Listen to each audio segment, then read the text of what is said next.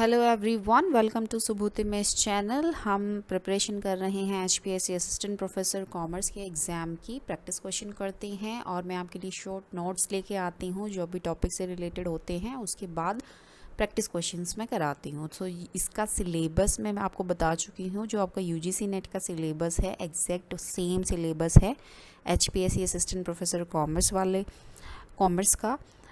चलिए आज का टॉपिक स्टार्ट करते हैं। आज का टॉपिक है theories of international trade and government intervention in international trade. काफ़ी इम्पॉर्टेंट टॉपिक है, इसमें से क्वेश्चंस आते ही आते हैं। थ्योरीज ऑफ इंटरनेशनल ट्रेड, सबसे पहली थ्योरी है मर्केंटिलिज्म। ये थ्योरी 16 to 18 सेंचुरीज में आई थी और इसमें क्या बोला गया है कि जो नेशंस है उनको अपनी वेल्थ इंक्रीज करनी चाहिए, एक्सपोर्ट को मैक्सिमाइज करके एंड इम्पोर्ट को मिनिमाइज करके, और कंट्रीज़ को वेल्थ को एक्यूमुलेट करके रखना चाहिए in terms of precious metals like silver and gold, और इनका गोल है trade surplus, right. Theory number 2, absolute advantage, जो एडम स्मिथ ने दी थी 1776 में। ये क्या सजेस्ट करते हैं कि जो कंट्री जो भी गुड्स और एक्सपोर्ट प्रोड्यूस करने में इफ़िशियंट है, ठीक है, with fewer resources, come resources के साथ कुछ भी गुड्स प्रोड्यूस करने में इफ़िशियंट है, उसको वही गुड्स प्रोड्यूस करने चाहिए। और जिनमें एफिशिएंट नहीं है या जिनके पास रिसोर्सेज नहीं है उन गुड्स को प्रोड्यूस करने के लिए, तो वो वाले गुड्स कंट्री इंपोर्ट कर लेगी, ठीक है। इसमें क्या था, स्पेशलाइजेशन को इनकरेज किया है इस थ्योरी ने, ठीक है। नेक्स्ट है कंपैरेटिव एडवांटेज, जो दी है डेविड रिकार्डो ने अर्ली 19th सेंचुरी में। ये डेवलप की गई थी ये थ्योरी, और ये थ्योरी आर्ग्यू करती है अगर एक कंट्री के पास एब्सोल्यूट एडवांटेज नहीं है तो it should specialise in goods it can produce at lower opportunity cost. So opportunity cost lower opportunity cost पे अगर कंट्री कोई गुड प्रोड्यूस कर सकती है, खुद को स्पेशलाइज कर सकती है, तो उसको वो गुड प्रोड्यूस करना चाहिए, ठीक है। Trade with other nation for mutual benefit, और उसके बाद जो गुड्स उसने प्रोड्यूस करे at a lower opportunity cost, उसको वो ट्रेड करेगी दूसरी नेशंस के साथ। नेक्स्ट है हेक्चर-ओलिन थ्योरी, तो इसको फैक्टर एंडोमेंट थ्योरी भी बोलते हैं और HO थ्योरी भी बोलते हैं इन शॉर्ट टर्म्स। तो ये थ्योरी एक्सप्लेन करती है कि जो कंट्री के पास दो फैक्टर्स बताए हैं इसमें, लेबर और कैपिटल। जिस कंट्री के पास जो फैक्टर ज़्यादा अबंडेंट में होगा, जो फैक्टर ज़्यादा होगा, तो उससे रिलेटेड वो गुड्स एक्सपोर्ट करेगी, ठीक है। Export good that use their abundant and cheap factors of production, ठीक है। फैक्टर्स ऑफ प्रोडक्शन चीप होगा तो वही गुड्स वो प्रोड्यूस करेगी और एक्सपोर्ट करेगी, और इम्पोर्ट वो गुड्स करेगी जो उन कंट्री के पास नहीं होंगे या स्केर्स होंगे। जैसे एग्जाम्पल है, अगर किसी कंट्री के पास लेबर ज़्यादा है, ठीक है, तो वो लेबर इंटेंसिव गुड्स एक्सपोर्ट करेगी, राइट। नेक्स्ट है theory number 5, product life cycle theory by Raymond Werner. इससे पहले जो हमने HO थ्योरी पढ़ी है, HO थ्योरी के बाद एक लियोन्टिफ पैराडॉक्स भी आता है। लियोन्टिफ पैराडॉक्स में क्या मतलब है कि जो आपकी HO थ्योरी कहती है, क्या कहती है कि जो कंट्री जिस भी फैक्टर में ज़्यादा इफ़िशियंट है, जो ज़्यादा, जैसे एक कंट्री लेबर इंटेंसिव है, लेबर ज़्यादा है, तो वो लेबर इंटेंसिव गुड्स प्रोड्यूस करेगी। लेकिन जब प्रॉपर देखा गया कंट्रीज़ को, तो ऐसा पाया गया, जैसे अमेरिका है, अमेरिका कैपिटल इंटेंसिव कंट्री है, राइट। उसको कैपिटल इंटेंसिव गुड्स को एक्सपोर्ट करना चाहिए, ठीक है। लेकिन ऐसा मिला कि जो अमेरिका या USA कह लो, ठीक है, USA तो कैपिटल इंटेंसिव गुड्स को एक्सपोर्ट ना करके लेबर इंटेंसिव गुड्स को एक्सपोर्ट कर रहा था, ठीक है। तो ऐसा क्यों, तो वो ऐसा प्रोडक्ट लाइफ साइकिल थ्योरी में मिला। तो ये जो था आपका कि जो कैपिटल इंटेंसिव कंट्री है वो कैपिटल वाले गुड्स एक्सपोर्ट नहीं करती, इसका उल्टा होता है, लेबर इंटेंसिव गुड्स को वो एक्सपोर्ट करती है, ठीक है। सो दिस ये जितना भी सिनेरियो है इसको बोला गया लेंटिव पैराडॉक्स, ठीक है। तो नेक्स्ट थ्योरी आती है product life cycle theory, Raymond Vernon 1960s में प्रपोज की गई थी। इसमें क्या था, the product's location of production shift over time from developed countries to developing countries, ठीक है। तो प्रोडक्ट जैसे जैसे स्टेजेस आती हैं प्रोडक्ट की, इंट्रोडक्शन आता है प्रोडक्ट का, ठीक है, ग्रोथ आती है, फिर पीक मैच्योरिटी आ जाती है, ठीक है, ऐसे करके स्टेजेस होती हैं प्रोडक्ट की। लेकिन जब प्रोडक्ट का जब देखते हैं कि प्रोडक्शन जब स्टार्ट होता है वो डेवलप्ड कंट्रीज़ में होता है, लेकिन धीरे धीरे वो डेवलपिंग कंट्रीज़ में प्रोड्यूस होना स्टार्ट हो जाता है जब प्रोडक्ट मैच्योर हो जाता है और स्टैंडर्डाइज हो जाता है, ठीक है। तो that is your product life cycle theory. Next theory new trade theory, तो ये 1970s 80s में आई थी और ये आपकी दी थी पॉल क्रूगमैन ने। ये आ जाते हैं मैचिंग भी आ सकते हैं एग्जाम में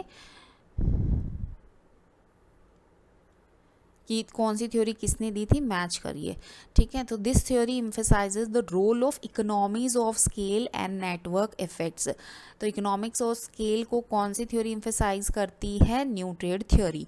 it suggest that trade can be dominated by firms that are able to achieve lower cost. Economics of scale का क्या मतलब होता है, लोअर कॉस्ट पे लार्ज स्केल प्रोडक्शन करना, that is economies of scale, ठीक है। तो वही कंट्री डोमिनेट करेगी या वही फर्म डोमिनेट करेगी जो लोअर कॉस्ट पे लार्ज स्केल प्रोडक्शन को अचीव कर पाए, even when countries do not differ in resources and technology. Okay, next is your Porter's diamond model, national competitive advantage भी बोलते हैं इसको। Michael's Porter model explain that the country's competitiveness is determined by 4 factors. 4 factor से determine करते हैं factor conditions, जो resources बोलते हैं, demand condition, domestic demand, related and supporting industry and firm strategy, structure and rivalry. So ठीक है, सो इसमें से क्वेश्चन ऐसे आ सकता है कि इनमें से कौन सा नहीं है, 4 फैक्टर्स हैं, एक ऑप्शन अलग दे देंगे तो इसमें से ऐसा क्वेश्चन आ सकता है which one is not the factor given by Michael porters model, right. Next is government intervention in international trade. तो गवर्नमेंट कैसे इंटरवेन करती है इंटरनेशनल ट्रेड में, ठीक है। तो टैरिफ लगाती है, टैरिफ एक तरीके का टैक्स होता है, टैक्स को इम्पोज करना होता है इम्पोर्टेड गुड्स में, ताकि मेकिंग देम मोर एक्सपेंसिव, ज़्यादा एक्सपेंसिव बना देते हैं comparative to domestically produced good. So government को इंटरवेन करना पड़ता है, क्यों करना पड़ता है, क्योंकि जो डोमेस्टिक कंट्री है, अपनी कंट्री है, उसमें अगर गुड्स प्रोड्यूस हो रहे हैं तो उनका सेल होना ज़्यादा ज़रूरी है। अगर इम्पोर्टेड गुड्स कस्टमर्स खरीदने लगेंगे तो कंट्री में जो खुद के गुड्स प्रोड्यूस हो रहे हैं वो नहीं बिकेंगे। तो इसलिए गवर्नमेंट इंटरवेन करती है, कुछ टैरिफ्स लगाती है, कुछ कोटा लगाती है, कुछ अपनी स्ट्रैटेजी अपनाती है ताकि जो डोमेस्टिक प्रोडक्शन है उसको बचाया जा सके, डोमेस्टिक इंडस्ट्रीज़ को सस्टेन करके रखा जा सके फ्रॉम फॉरेन कंपटीशन, राइट, और गवर्नमेंट रिवेन्यू को रेज किया जा सके। Quotas, a quota limits the quantity of a particular good that can be imported into a country, ठीक है। कोटा एक पर्टिकुलर गुड की क्वांटिटी पे लिमिट लगा देते हैं कि इतने % तक ही ये पर्टिकुलर गुड आप इंपोर्ट कर सकते हो, इससे ज़्यादा नहीं कर सकते, दैट इज़ कोटा, ठीक है। This helps domestic industries from excessive competition से हेल्प करता है ये, और जो लोकल बिजनेस होते हैं उनके मार्केट शेयर को मेंटेन करने में हेल्प करता है। Next is subsidies. Subsidies, government provide subsidies to domestic industries to lower their production cost. Production cost को लोअर करने के लिए गवर्नमेंट सब्सिडीज प्रोवाइड करती है डोमेस्टिक इंडस्ट्रीज को, ताकि वो अपने गुड्स को ज़्यादा कॉम्पिटिटिव बना सके इंटरनेशनली, और ये डोमेस्टिक प्रोडक्शन और एक्सपोर्ट को भी इनकरेज करता है। Next is anti dumping duties. So ये टैरिफ्स होते हैं जो फॉरेन गुड्स पे इम्पोज किए जाते हैं and are believe to be priced below fair market value, और इनकी जो मार्केट वैल्यू में मार्केट वैल्यू से कम प्राइस होता है इनका। The aim to prevent foreign firms from dumping goods at lower price to drive out domestic competition. ठीक है, सो डंपिंग क्या होता है? डंपिंग कि डोमेस्टिक कंट्री में उस चीज़ को ज़्यादा प्राइस पे बेचा जा रहा है लेकिन दूसरी कंट्री में उसी सेम प्रोडक्ट को लो प्राइस पे बेचा जा रहा है, दैट इज़ डंपिंग। तो इसलिए गवर्नमेंट क्या करती है? एंटी डंपिंग ड्यूटीज़ लगाती है। ओके, नेक्स्ट है embargoes. Embargo is a complete ban on trade, complete ban on trade with specific countries. कुछ स्पेसिफिक कंट्रीज से कंप्लीट बैन कर देते हैं ट्रेड को, पॉलिटिकल अक्सर होता है पॉलिटिकल रीजंस के वजह से। It is used as a diplomatic tool to pressure foreign government और as form of sanction. Next है वॉलंटरी एक्सपोर्ट रेस्ट्रेंट्स। सो इसमें क्या होता है? The exporting country agrees to limit the amount of certain goods exported to another country. तो कुछ certain goods होते हैं, कुछ स्पेशल गुड्स होते हैं, उनके अमाउंट पे लिमिट कर दी जाती है, usually to avoid more stringent trade barriers like tariffs और कोटा बीइंग इम्पोज्ड। ठीक है, तो पहले ही जो एक्सपोर्टिंग कंट्री है वो पहले से ही एक्सपोर्ट रेस्ट्रेन कर देती है कि हम उस वाली कंट्री को सिर्फ इतने % ही गुड्स एक्सपोर्ट करेंगे। ठीक है, ताकि जो दूसरी कंट्री है वो टैरिफ और कोटा ना लगाए। तो that's why it is called voluntary, खुद से ही, right. Local content requirement. So this policy require that certain portion of a product be made domestically. ठीक है, लोकल कंटेंट की कोई अगर प्रोडक्ट है, ये प्रोडक्ट है, इसमें से इतना पार्ट डोमेस्टिकली ही प्रोड्यूस हो। This ensures that domestic industries benefit from international trade and that the country's economy sees job creation and technology transfers. Next is export controls. Export control से क्या होता है? It limits the sale of certain high tech or military goods to other countries। ठीक है, तो military goods के लिए specially या हाई टेक गुड्स के लिए स्पेशली ये लगाया जाता है। These restrictions are often in place of national securities के लिए इसको यूज़ किया जाता है और फॉरेन पॉलिसी रीजंस के लिए to prevent sensitive technology from reaching adversaries. Okay, that is your export controls. So that was your whole topic in which we have discussed all the theories and government intervention in international trade, right? So चलिए question start करते हैं। विच of the following is the main premise of the theory of absolute advantage. तो absolute advantage में क्या बात की गई थी कि जो कंट्री जिस भी गुड्स को प्रोड्यूस करने में ज़्यादा इफिशियंट है, दैट इज़ उस कंट्री को वही गुड प्रोड्यूस करना चाहिए और वही गुड एक्सपोर्ट करना चाहिए। ठीक है, जिसमें इफिशियंट नहीं है वो दूसरी कंट्री से इंपोर्ट कर सकती है, right. So option number B, a country should produce and export goods that it can produce more efficiently than other countries. Option number B is the correct answer. Next question, David Ricardo's theory of comparative advantage suggest that countries should, ठीक है, तो country should export good that they can produce at lower opportunity cost than other countries. Lower opportunity cost मतलब एक country में अगर एक good को produce करने में 100 रुपीज़ लग रहे हैं और दूसरी कंट्री में उसी गुड को प्रोड्यूस करने में 80 रुपीज़ लग रहे हैं। ठीक है, तो लोअर अपॉर्चुनिटी कॉस्ट किसके पास है? दूसरी कंट्री के पास है, तो उसको वही गुड प्रोड्यूस करना चाहिए, right. Option number B is the correct answer. Next question, which of the following best describes the HO theory. ठीक है, तो एचओ थ्योरी में जो था फैक्टर्स की बात की गई थी, फैक्टर्स ऑफ प्रोडक्शन की बात की गई थी, labour and capital. So trade is determined by the relative abundance of factors of production. Option number C is the correct answer. Next one the Leontief paradox, ये बताया था मैंने कि कौन is the critic of which international trade theory, कौन सी international trade theory का critic है, ठीक है, ये एचओ थ्योरी का क्रिटिक है, ठीक है। एचओ थ्योरी क्या बोलती है, एचओ थ्योरी ये बोलती है कि एक कंट्री जो है अगर कैपिटल अबंडेंट कंट्री है तो वो कैपिटल इंटेंसिव गुड्स को ये एक्सपोर्ट करेगी, लेकिन ऐसा नहीं है। जो कैपिटल इंटेंसिव कंट्री है वो कैपिटल इंटेंसिव गुड्स को ही, सॉरी, लेबर इंटेंसिव गुड्स को एक्सपोर्ट कर रही थी। So that was the critic, इसी को बोलते हैं Leontief paradox. Option number C is the correct answer. Next, product life cycle theory proposed by Raymond Vernon, तो क्या एक्सप्लेन करती है product life cycle theory? Option number A, the shift in the production location of goods as they mature, जब जब product mature हो जाता है तो उसका प्रोडक्शन लोकेशन शिफ्ट हो जाता है, ठीक है, कैसे से डेवलप्ड कंट्री से डेवलपिंग कंट्री में शिफ्ट हो जाता है। Next is which of the following theories emphasizes economies of scale and network effects in explaining trade patterns? Economies of scale के बारे में किस थ्योरी ने बात करी है, ठीक है, ये न्यू ट्रेड थ्योरी ने बात की है। Option number C.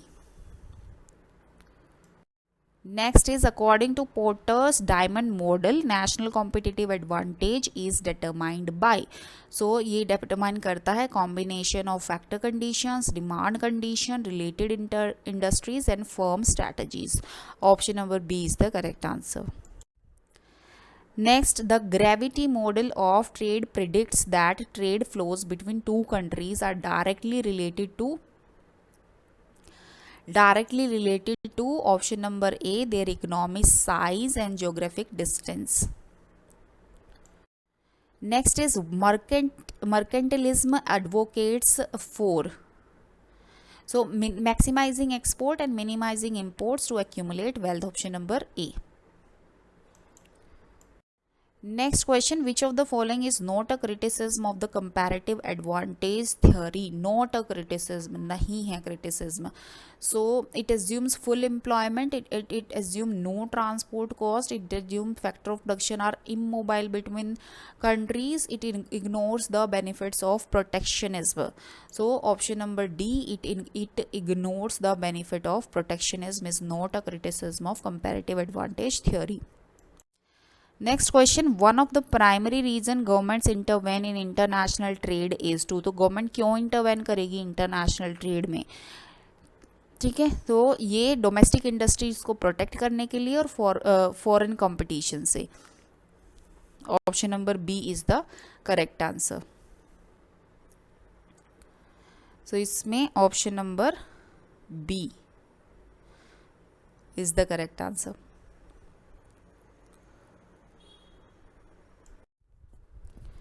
Next question, a tariff is, tariff क्या होता है? टैरिफ होता है इंपोर्टेड गुड्स पे टैक्स लगाना। Option number B is the correct answer.